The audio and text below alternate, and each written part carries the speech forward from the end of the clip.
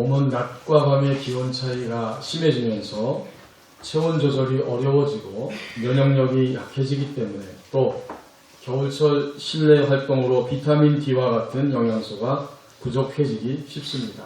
그러므로 건강 관리를 위해서 잘못된 생활 습관을 개선하고 올바른 식습관을 유지해야 하며 비타민이 함유된 영양제를 섭취하여 환절기 뼈와 항산화 건강을 지킬 수 있습니다. 한 건강기능식품 회사의 광고 문구에 나오는 이야기입니다. 건강이 중요하다. 이것을 누구나 다 알고 있지만 이 가장 중요한 것을 지키고 유지하기 위해서 시간과 노력을 투자하는 사람은 또 별개의 문제입니다. 건강을 유지하기 위해서 내 모든 시간을 구별하고 시간을 내어서 운동하는 사람 얼마나 될까? 생활고에 쫓기다 보니까 또 사는 것이 너무 힘들어서 그리고 어떤 경우에는 게을러서 집중적으로 가장 중요한 것에 투자를 하지 못하고 살아가고 있습니다. 많은 사람들이 이런 모습으로 살아갑니다. 이 광고 문구의 마지막 그 문단이 이렇게 마무리가 되고 있습니다. 환절기 건강관리에 도움을 주는 비타민 C와 D는 남녀노소를 불문하고 모두에게 필요한 성분입니다. 봄철 뼈와 항산화 건강에 좋은 비타민 영양소를 섭취하여 건강관리를 시작해 봅시다.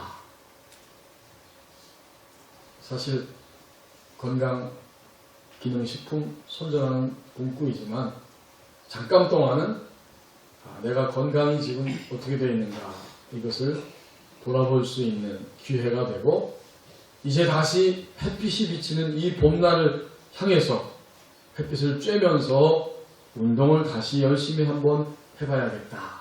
이런 자극을 주었습니다. 의정부에서 서울로 가려면 그 수락산에서 시작되는 동부간선도를 우리는 거쳐서 갑니다. 그 여러 길 중에 그 길이 하나 있죠. 제가 월요일날 아침에 학교 가고 또 저녁에 오다 보면 운동하는 사람들이 굉장히 많습니다. 그 하천을 따라서 조성된 그 자전거길 또는 도보 또 뛸 수 있는 그 길이 있고 젊은이들은 농구할 수 있는 공간이 있어서 땀을 흘리면서 농구하고 족구도 하고 또 해가 질 때가 되면 그 여성들은 에어로빅 강사가 앞에서 율동을 하고 많은 여성들이 또 거기 따라 나와서 운동하는 것을 보았습니다. 연령대도 다양합니다. 20대, 30대, 50대부터 70이 넘은 분도 있는 것 같아요. 이런 분들이 열심히 뛰고 또 걷고 즐기면서 운동하는 것을 보았습니다. 이렇게 운동하는 모든 사람들의 마음속에는 아마도 단 한 가지의 생각이 있을 것입니다. 내가 시간이 가도 나이가 들어도 이 땅에서 약하고 병들고 힘이 빠져서 그렇게 사는 것이 아니라 이 땅에 사는 동안까지는 몸이 좀 건강을 유지하면서 살았으면 좋겠다. 이 한 가지 목적 때문에 열심히 시간을 투자하고 또 운동하는 것을 우리는 분명히 알고 있습니다.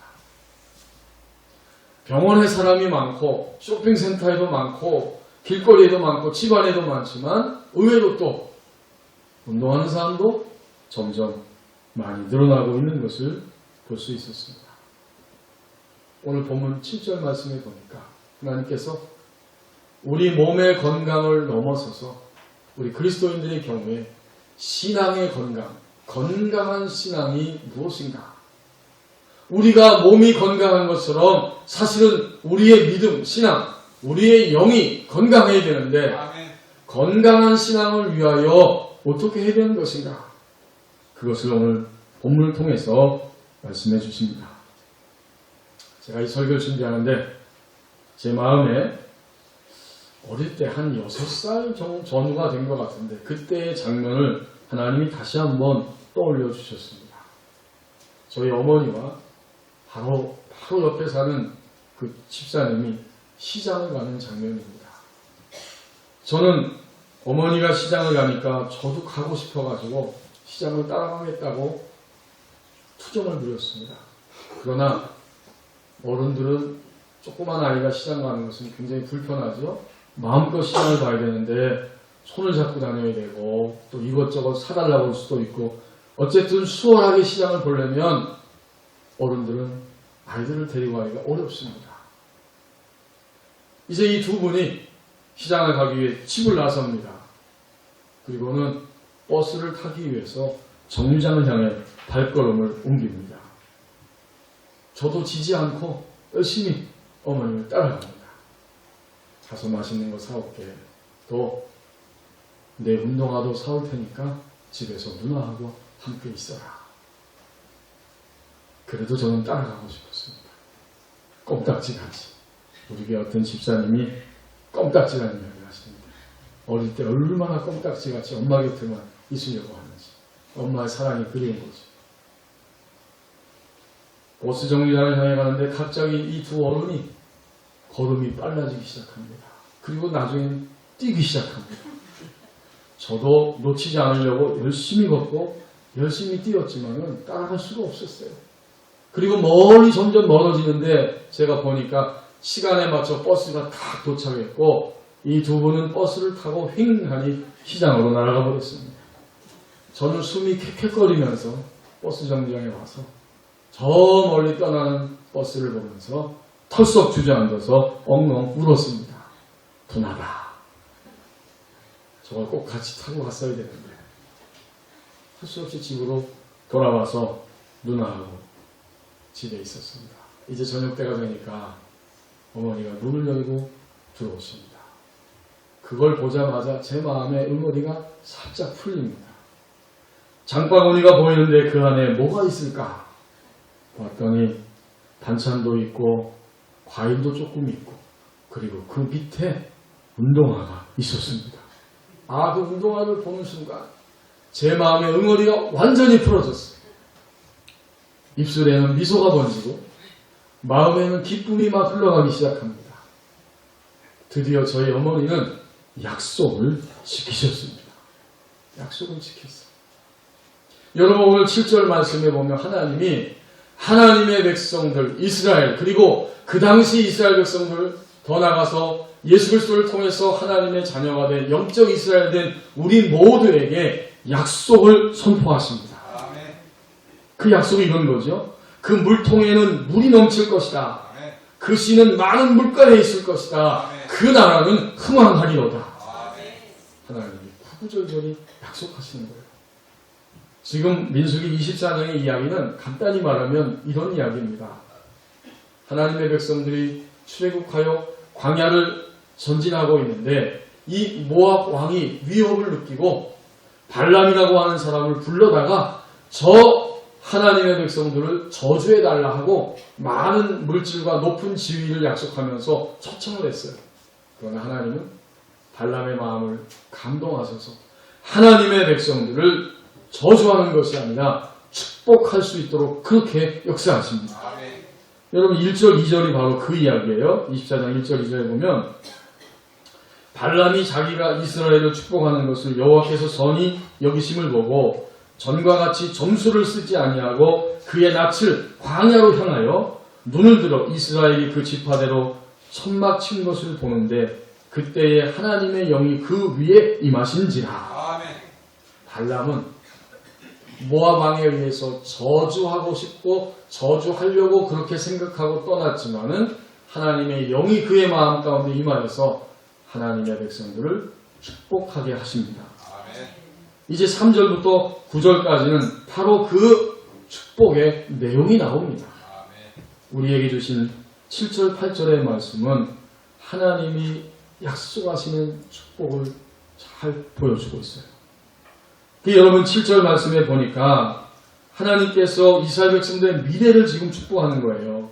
물통에 물이 넘치겠다. 많은 씨가 물가에 있을 것이다. 왕이 오실 텐데 그 왕은 아각보다 높은 왕이고 뛰어난 왕이기 때문에 그분이 다스리는 나라는 흥왕할 것이다. 아멘.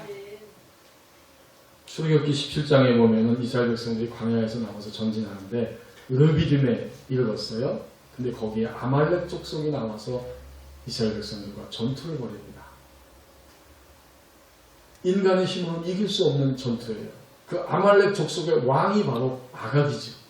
하나님이 모세를 통해서 손을 들게 하시면 이스라엘 백성이 이깁니다. 피곤해서 손이 내려오면 아말렉이 이깁니다. 결국 이런 영적인 치열한 실제적 전투를 통해서 마침내 하나님의 백성이 승리하게 하시고 거기서 그들은 여호와는 나에게 승리를 주시는 나의 깃발입니다. 여호와 니시라고 하는 이름을 거기에 붙이게 됩니다. 아멘.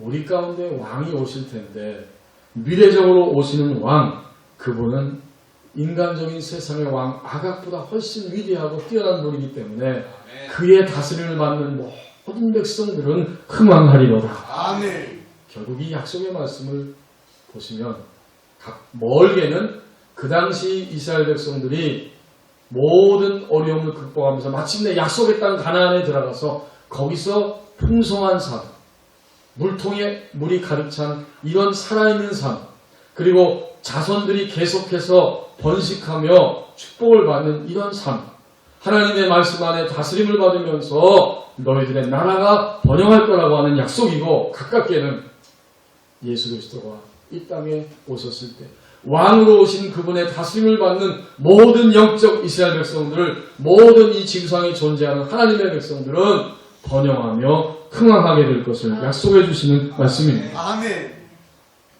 미래적으로 예언적으로 이 약속의 말씀을 선포하십니다. 그래서 여러분 이 7절 말씀을 한마디로 표현하면 어떻게 될까?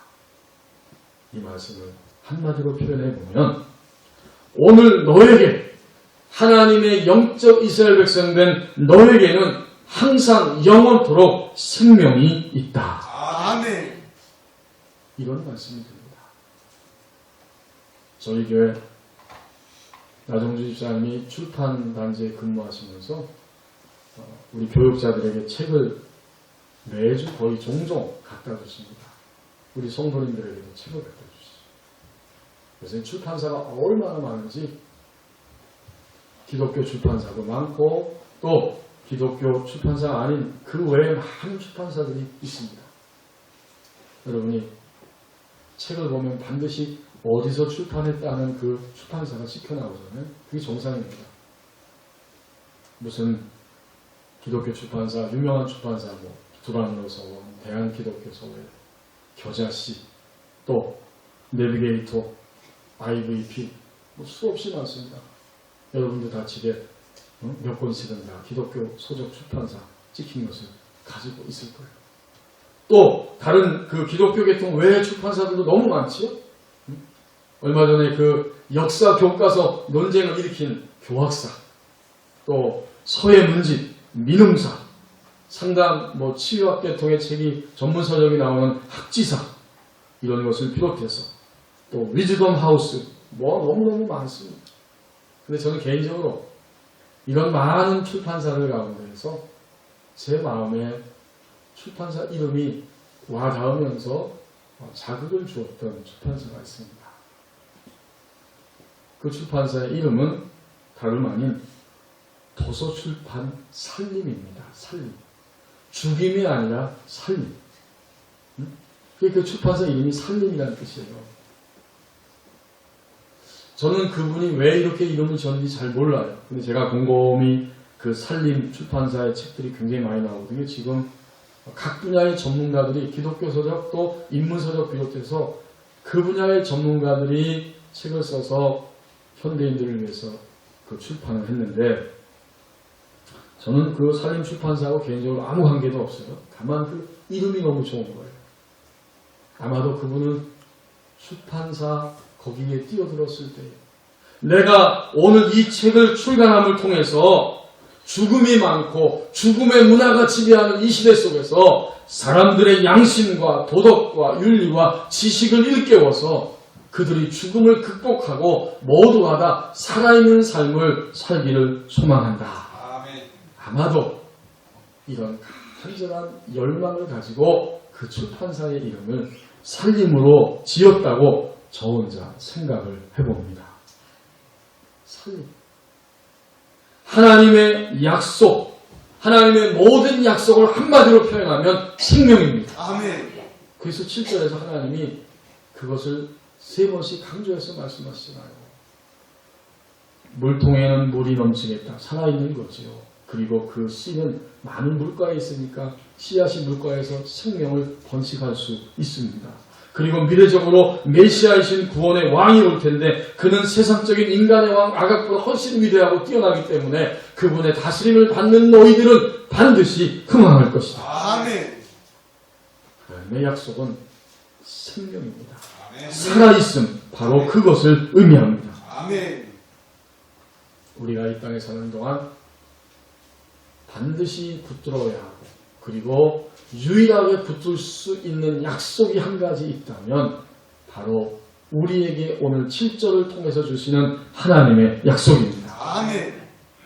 너희에게 하나님의 백성된 너희에게 너희가 어떤 인생을 살든지 너희가 나의 영역 안에 들어와 있다면 너에게는 생명이 있노라. 아멘. 사면초가라고 하는 단어가 있습니다. 아무의 도움도 받을 수 없고 그 곤란한 지경에서 빠져나올 수 없는 답답하고 정말 죽을 것 같은 그 상태, 그것이 바로 사면초가인데 이때 이 초가란 말은 당연히 초가집이란 뜻이 아닙니다. 그렇죠? 이 초가는 초나라의 노래라고 하는 의미입니다. 초나라의 왕 항우가 한나라의 유방에 의해서 공격을 받고 지금 포위를 당했는데 군사들은 점점 죽어가고 격감합니다. 식량도 점점 떨어져 갑니다. 그런데 갑자기 사방에서 초나라 사람들이 부르는 고향의 노래소리가 막 들려오기 시작합니다. 그랬더니 아군의 군사들이 대부분 다 항복을 하고 이제 다 이 전투를 끝내나 보다. 이렇게 해석한 초나라의 나머지 군사들이 더 절망을 하고 전의를 상실하고 앞을 다투어 도망갔다고 하는 이야기입니다. 사면초가. 아무도 도와줄 수 없고 도움받을 수 없고 빠져나올 수 없는 고립무원의 상태. 이것이 바로 사면초가의 상태입니다. 저는 지난 한 주간 우리 교우님들의 이야기를 들으면서 사면초가의 상황에 빠져있는 분의 이야기를 들었습니다. 몸이 너무 아파서 낫지도 않고 잠을 잘 수도 없고 너무 힘이 들어서 도저히 어떻게 해볼 수가 없어서 차라리 하나님 저를 데려가시면 좋겠습니다 하는 이런 탄식의 소리였습니다. 병원에 가서 어떤 분은 MRI도 찍고 CT도 찍고 다 찍어봤는데 아무 이상도 없대요. 이번에는 한방에 가서 그러면 침을 맞았대요. 침을 맞았는데도 효과가 없습니다. 심지어 의사가 그러면 이게 정신에 문제가 있는 게 아닌가. 신경과 쪽으로 한번 치료해 보십시다. 아무 이상이 없어요. 의학적으로 검사를 다 했는데도 아무 이상이 없어요. 그런데도 허리는 아프고 허리가 아프니까 다리도 아프고 무릎도 아프고 너무너무 견디기가 힘들었다. 힘들다 하는 그런 탄식입니다. 남편 때문에 도저히 살 수가 없습니다. 자식 때문에 너무 고통스러워서 견디기가 어렵습니다. 그 외에도 가지가지 일들로 인해서 우리의 삶이 종종 사면초가의 상황을 만나고 그런 현실 속에 떨어집니다. 이때 바로 이 순간 불신자들은 뭐 관계없어요. 사탄은 불신자는 이미 자신의 그 밥이니까 별로 관계없어요. 그러나 사단은 그리스도인들을 향해서 바로 이런 사면초가의 상황에 끊임없이 그의 감정을 거스리게 하고 아프게 하고 분노하게 하고 원망스럽게 하면서 눌리고 상하도록 끊임없이 공격합니다. 아멘. 여러분 이거 그냥 공격이고 그냥 생각이 아니에요. 그래 너 잘 생각했다. 그냥 끝내. 그냥 모든 걸 다 끝내버리고 깨트려버리고 말아. 이제 끝났어. 포기해. 이러한 내면의 감정과 생각과 언어들이 우리 그리스도인 안에 끊임없이 솟아나도록 사단은 계속해서 이러한 씨앗을 우리의 심령 가운데 뿌립니다. 이러한 때 우리는 오늘 반드시 붙잡을 수 있고 유일하게 붙잡아야 할 것이 있다면 하나님의 약속의 말씀입니다. 아멘. 그것이 오늘 본문 7절입니다.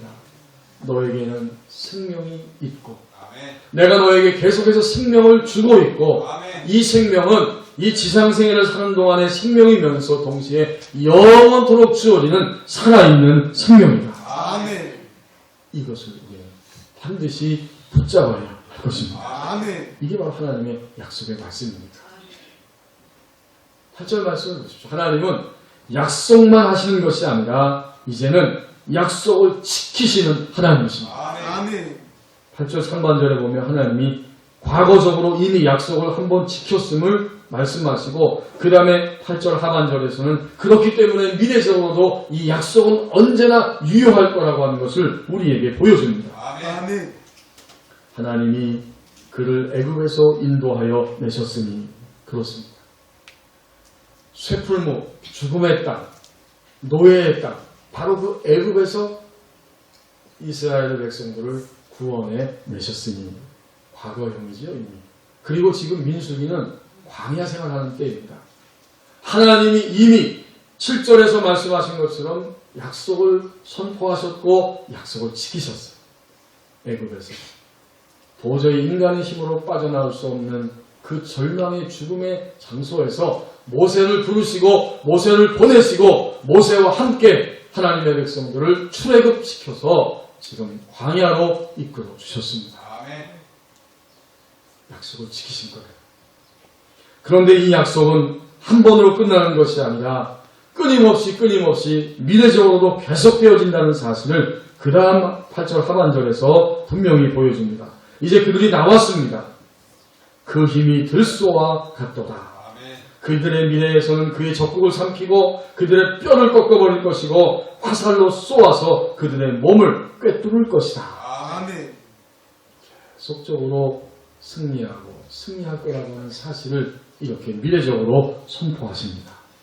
여러분, 이것은 우리가 성취해야 할 열매입니다. 아멘. 하나님은 약속하셨고 그 약속은 이미 이루어졌습니다. 아멘. 저와 여러분은 예수 그리스도를 믿음으로 인해서 애굽에서 나왔습니다. 아멘. 이제는 광야와 가나안 땅을 향해 전진하면서 반드시 하나님께서 이렇게 하시겠다는 약속의 성취를 맛봐야 할 사람은 다른 사람이 아니라 바로 나 자신입니다. 아멘. 오늘 우리와 우리의 가정과 교회와 이 땅의 환경과 실제를 볼 때 사면 초가와 같은 그런 일들이 있다고 할지라도 우리에게 주어진 이 삶의 현장은 하나님의 약속의 성취를 열매로 얻어야 하는 그러한 상황입니다. 아멘. 이건 우리의 몫입니다. 아멘. 우리가 그분의 다스림을 받아야 합니다. 아멘. 그러면 반드시 하나님께서 약속하신 대로 매일매일 우리의 원수, 그것이 어떤 원수인지 간에 그들을 삼켜버리고 그들의 뼈를 꺾어버리고 그들의 염통을 화살로 꿰뚫어버리는 것 같은 이런 놀라운 승리가 우리 가운데 임할 것입니다. 아멘. 그 힘이 들소와 같도다. 아멘. 제가 한 2주 전인가요? 우연히 TV를 봤는데 그 아프리카의 동물들이 돌아다니는 그 장면입니다. 그런데 이 밀림의 왕은 사자죠. 사자를 당할 수가 없어요. 얼마나 날쌘지 얼룩말이나 기린 같은 거 사자한테 못 당합니다.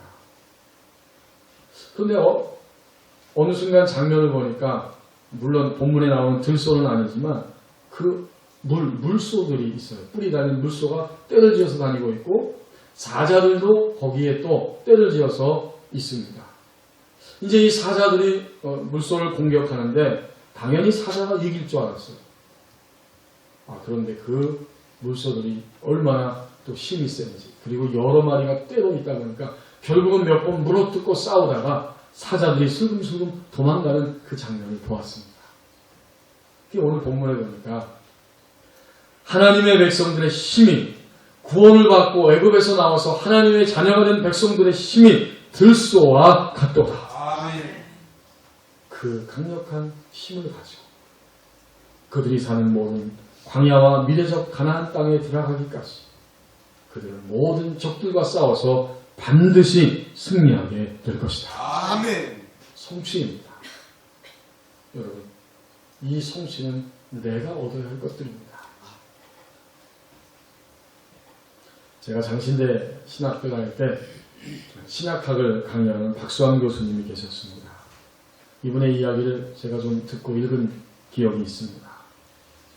한국에서 열심히 공부하고 이제 유학을 가서 학위를 받아와야 되는데 가족들과 같이 갈 수 없고 당연히 빠른 시간 내에 최선을 다해서 공부해서 내가 빨리 학위를 받아와야겠다. 그리고 캐나다로 나갔습니다. 그리고 거기서 공부를 열심히 했어요. 3년 만에 석박사 학위를 다 받고 왔습니다. 이건 굉장히 기적이에요.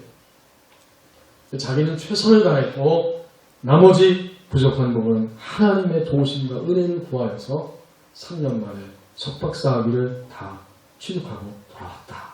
이 그분의 고백입니다. 지금은 은퇴하여서 장신대 명예교수로 계십니다. 근데 그분이 몇 년 전에 주석책을 썼어요. 신약, 우리가 읽고 있는 하나님 말씀, 신약 마태복음부터 요한계시록까지 27권에 대한 한 절 한 절, 한 책 한 책, 한 절 한 절에 대한 주석을 달고 그것을 목회자를 위해, 한국교회를 위해, 또 평신도 여러분들을 위해 그 말씀을 풀이해 놓은 주석책을 썼습니다. 이거 굉장한 작업이에요.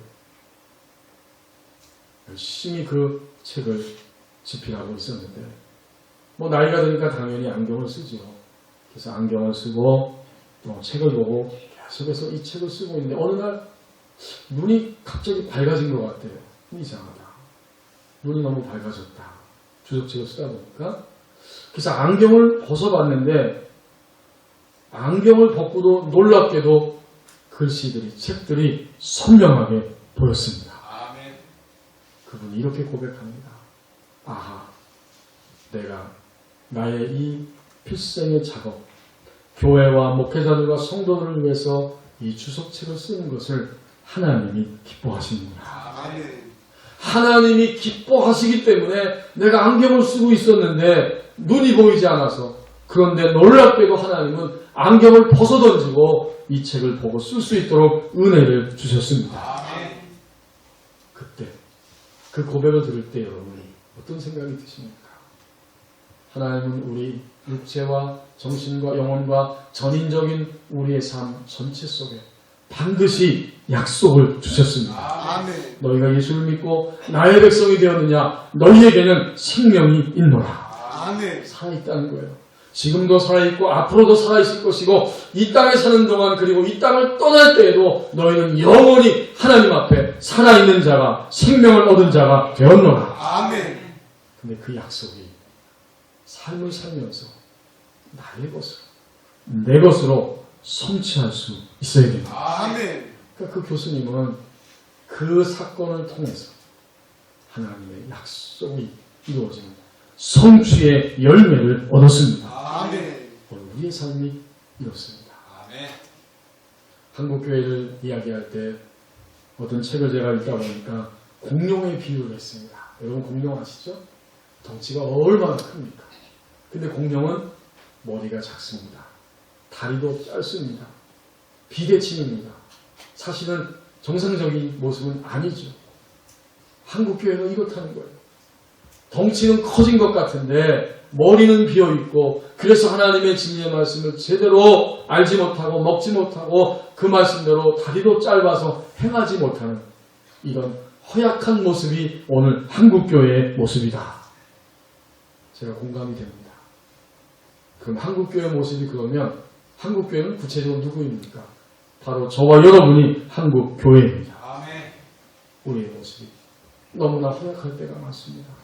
하나님을 믿지만은 여전히 우리는 너무나 패배한 자로, 오염된 자로, 넘어진 자로, 중독에 매여있는 자로 허약한 모습으로 살아갑니다. 그래서 주님 오늘 말씀을 주십니다. 건강한 신앙을 위하여 너희들이 달려가야 할 것이다. 아멘.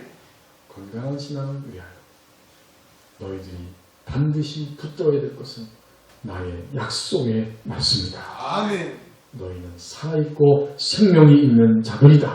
아멘. 이 약속을 붙들고 건강한 신앙을 위하여 이제 이 약속의 말씀이 나의 인생의 성취의 열매로 다가올 수 있도록 그분의 다스림을 받으며 우리의 인생을 살아가기를 원합니다. 아멘. 기도하겠습니다. 하나님 아버지, 주 앞에 나와 오늘 예배하면서 우리의 약함과 어두움을 바라봅니다.